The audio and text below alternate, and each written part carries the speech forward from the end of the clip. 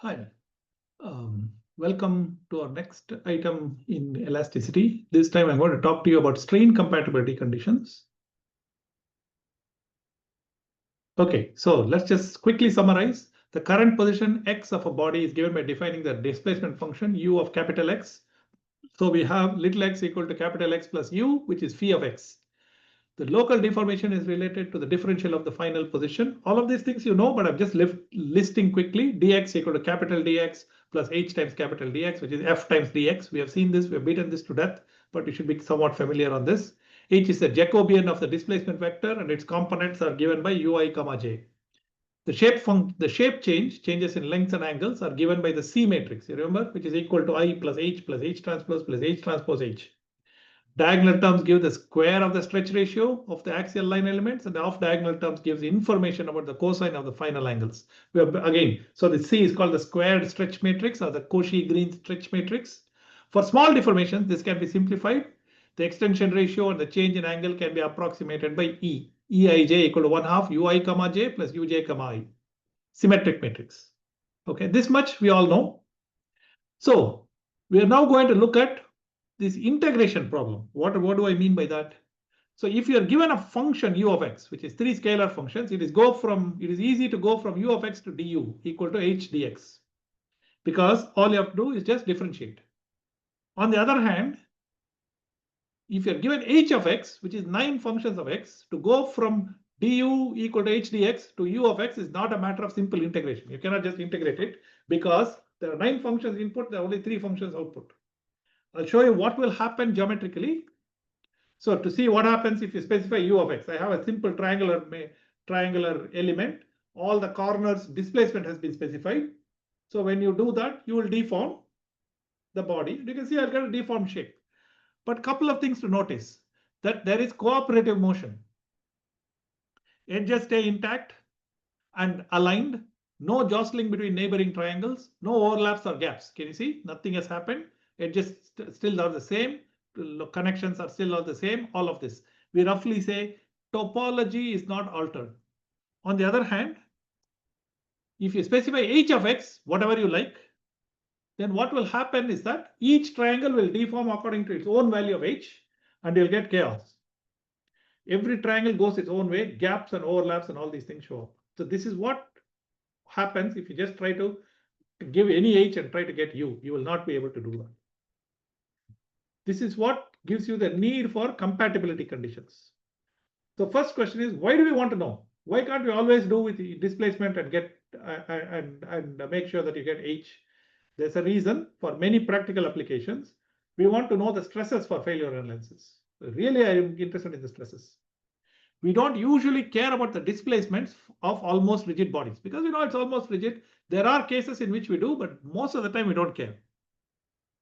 So if we are able to guess or find the stresses directly and have some criterion to assure us that the resulting strains are compatible, then we can move on even if we don't compute the displacements. All I do is I check whether there is a displacement, there are no gaps. If I am sure that because of my deformation there will be no gaps, things will be fine. But there is another use. If the strains are not compatible, they can represent various kinds of defects, cracks, holes, dislocations, and so on. So this is where it comes very useful in material science to actually provide geometrical description of all kinds of defects, substitutional elements, stacking faults, grain boundaries, vacancies, all kinds of things can be represented, dislocations, all of these things can be represented by various kinds of incompatibilities. A particular example is, you might have seen this in your undergraduate class about dislocations. So notice on the left-hand side, there's a nice square, cuboidal object. And when you deform it incompatibly, can you see a gap has been created, the gray area here? So once the gap has been created, you can see that I get a dislocation. So this is an example of an incompatible string. We saw this in a homework also. So the question we have is, can all strain fields be expected to do displacements? The answer is no, because random strain fields are like this heap of things. They don't all connect together.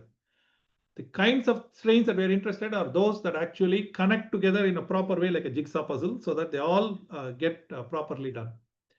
So our core idea is that elastic deformations cannot create new defects.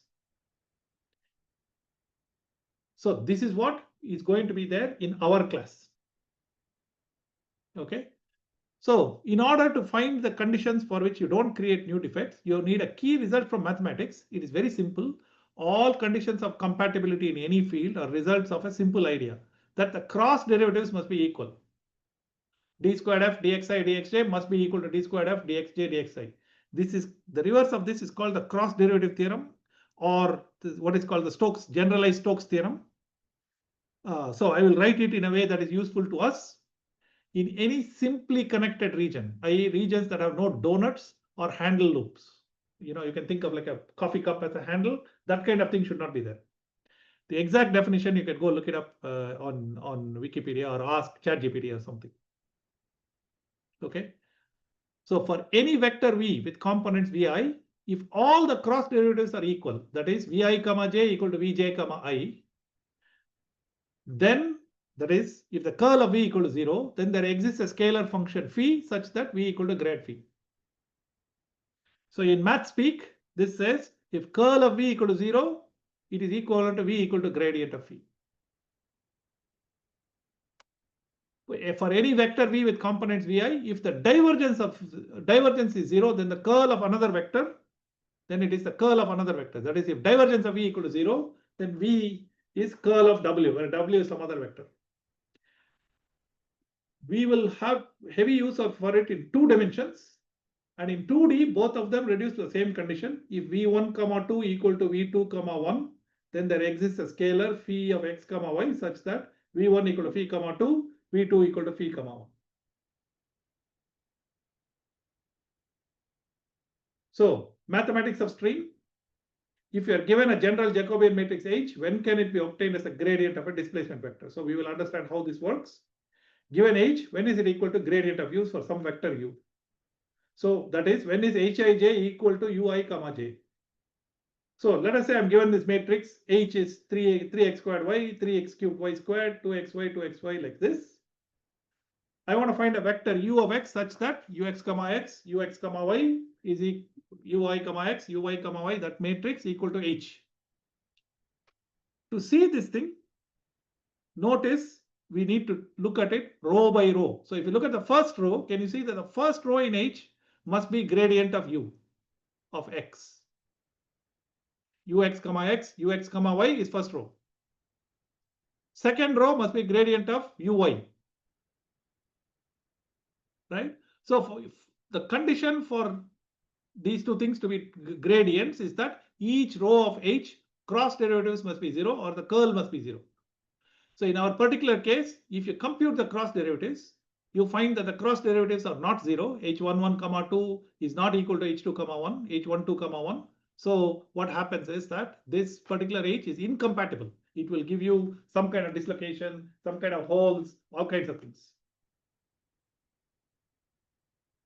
Okay. So this particular result is easy and useful in 2D. So I'm given some H and I want to know, and it's already a displacement gradient. You will see that we have 4 H components from just 2 displacement components. Can you see that? So there must be some relationship between the 4 H components. What is the relationship between the 4 H components? How do we find it? Notice that each row of H is a gradient of a scalar. So the curl of each row must be 0. That is, cross derivatives of each row must be 0. So if you look at the first row, you must get h11 comma 2 equal to h12 comma 1 because both of them happen to be equal to u1 comma 12.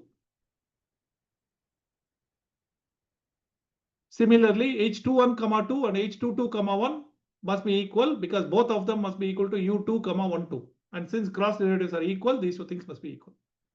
Okay, these are my 2 conditions, and these are called the displacement gradient compatibility conditions. Okay, it's fairly easy to check, but there is more. We don't want it in terms of displacement gradients. We want it in terms of strain. So if we break up H into strain and rotation, that is you write E equal to 1/2 H plus H transpose, W equal to 1/2 H minus H transpose. Then if you look at the terms in E, you can see it looks like this: H11, 1/2 H12 plus H21, 1/2 H12 plus H21, H22.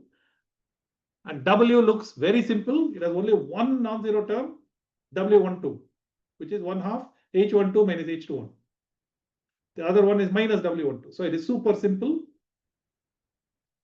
And more importantly, you can write H11 equal to E11, H12 equal to E12 plus W12, H21 equal to E12 minus W12, and H22 equal to E22. What we are going to do is we are going to take these things and substitute into our H compatibility conditions. Let's do that, see what we get. So first one is H11 equal to E11, H12 equal to E12 plus W12. Substitute into our compatibility condition, which is H11, 2 equal to H12, 1, and get E11, 2 equal to E12, 1 plus W12, 1. You can see that E12 plus W12 is H12, so it's not a big deal at all. It's trivial, but it's very useful. I'll show you in a second. Have patience. Do the next one. H21 is E12 minus W12, H22 equal to E22. By the way, watching me do it or listening to me will not actually build muscles, your mental muscles. What you need to do is do the calculations by yourself and follow along. This is one of the reasons why you may know roughly what it is, but if you want to really get conversant with mathematics, all you have to do is do some of the calculations yourself. You will be able to find out what's going on, and also on Encando you will be able to ask good questions because you tried it yourself and you didn't quite understand. Okay, so let's see what it does. Substitute it into our H21, 2 equal to H22, 1, and you will get E22, 1 equal to E12, 2 minus W12, 2. You are looking at this and saying, okay, how is this useful? This all seems very trivial. Our trick is the following. We want to eliminate W12 from these two equations. So how are we going to do that? Looks kind of one is plus, other one is minus. Somehow we need to be able to use that. So what we are going to do is differentiate the first term with respect to 2, like so, and differentiate the second one with respect to 1, like so. Differentiate the whole expression and then add them up. When you do that, you will get the strain compatibility equations, because again, W12, 12 will be the same for both of them, and when you add them, they will get cancelled out. Bang, you will get E11, 22 plus E22, 11 equal to 2 E12, 12. This is called the strain compatibility equation in 2 dimensions. This is quite useful because it gives us a way to check. You find the stresses, you find the strain, check this condition. If this condition is met, then you know that there is some displacement, there will be no gaps, your solution is kosher, you can use it. Okay, what about in 3D? There's a corresponding thing in 3D, but it's not useful because it's a mess. Okay, I will list it here for completeness. There are 3 equations which are the counterpart of 2D version with cyclic changes, and then there are 3 additional equations. Together, you can write it in a nice way. Summation over k of Eij, kk plus Ekk, ij plus Eik, jk plus Ejk, ik equal to 0. So you can put k equal to 1, 2, 3, sum it all up, you'll get lots and lots of terms. So it's a ping. So it's not particularly useful, but it is there. Okay. Thank you very much.